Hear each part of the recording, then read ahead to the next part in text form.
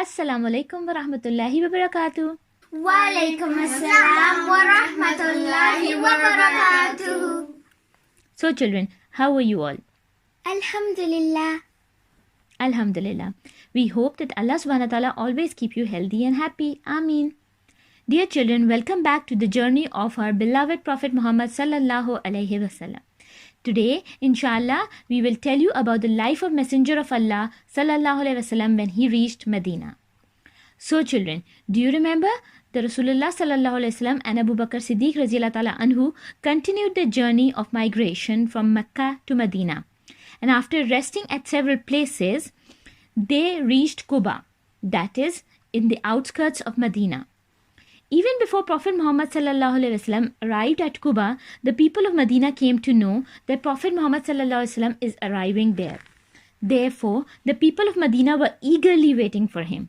They would come out of their houses every day in the morning and look out for the Prophet sallallahu alaihi wasallam climbing on their nearby hillocks and trees.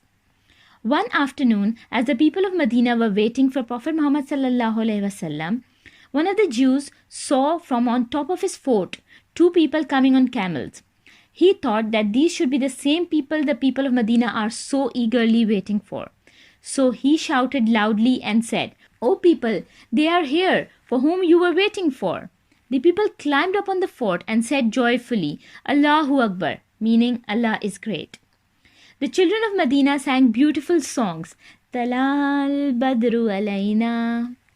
In Quba, Prophet Muhammad sallallahu alaihi wasallam stayed at the house of Kulthum bin Hadam.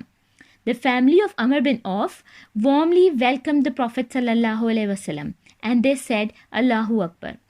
When the people of Medina came to know that Prophet Muhammad sallallahu alaihi wasallam has arrived in Quba, they started arriving Quba in big numbers to meet him. 3 days after the arrival of Quba, the Prophet Muhammad sallallahu alaihi wasallam built a mosque there. It is known as Quba Mosque. This mosque is mentioned in the Quran in good terms. The Prophet and his companions took part in the construction of this mosque. When the mosque was ready, Prophet Muhammad sallallahu alaihi wasallam led the Friday prayers at this mosque. After the Friday prayers, Prophet Muhammad sallallahu alaihi wasallam departed from Quba for Medina. People stood on the both sides of the way to greet and welcome the Prophet Muhammad sallallahu alaihi wasallam. The leaders of the tribes would say to the Prophet Muhammad sallallahu alaihi wasallam, "O Prophet of Allah, please come to our house. Please come and stay with us." The Prophet would thank them and pray for them and move forward. Prophet sallallahu alaihi wasallam said that he would stay in the tribe of Banu Najjar, as he was the uncle of his grandfather, Abdul Muttalib. The wife of Abdul Muttalib was from the family of Banu Najjar. Abu Ayyub al-Ansari belonged to the same family. Therefore, Prophet Muhammad sallallahu alaihi wasallam stayed at his house. During this time, Prophet Muhammad sallallahu alaihi wasallam built a mosque in Medina, which is now known as Masjid al-Nabwi, or the Prophet's Mosque. The Prophet, peace be upon him, and his companions took part in building the mosque. This was a simple mosque, which was made of stones and bricks.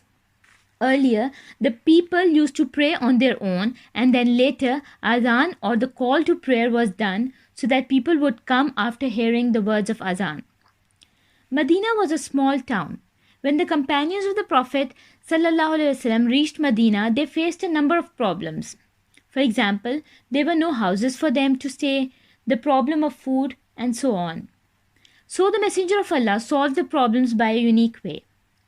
Prophet, peace be upon him, established brotherly relationship between Ansar of the Medina and the Muhajirs of the Makkah. The Ansars were the helpers of Medina, who helped the people who came from Makkah.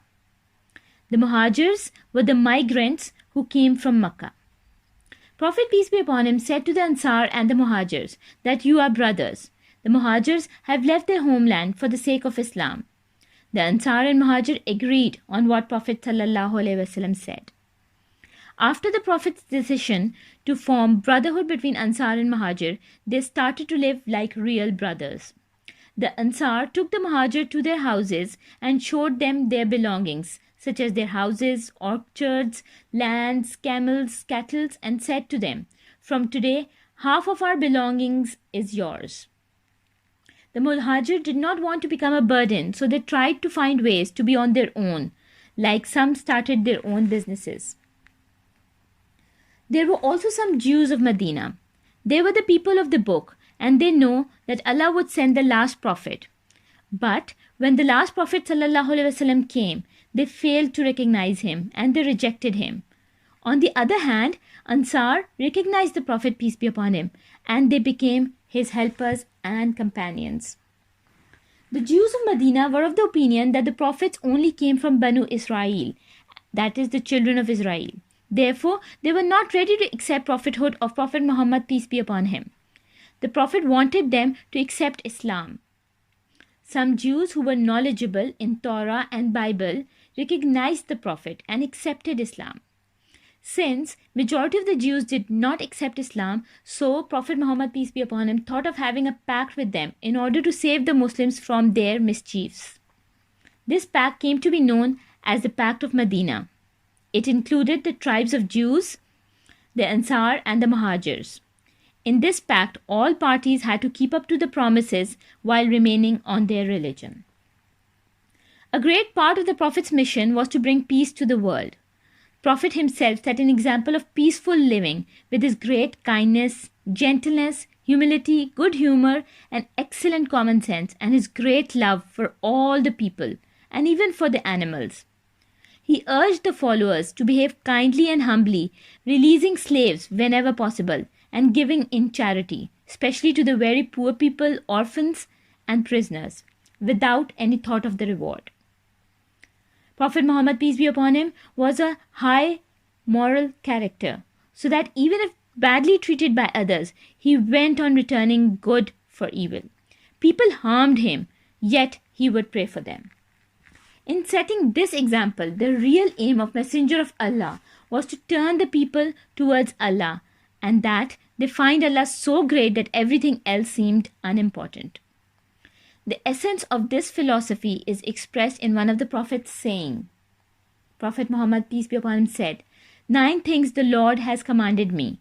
Fear Allah in private and public. Do justice, whether in anger or in calmness. Do moderation in both poverty and affluence. Should join hands with those who break away from you, and give to those who deprive you, and forgive those who wrong you.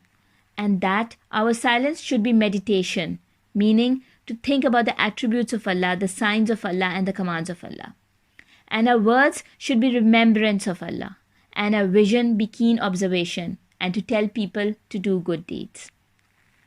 At all times and right till the end, the Messenger of Allah ﷺ remained a patient and grateful servant of the Almighty, bringing his message of peace and tolerance to mankind.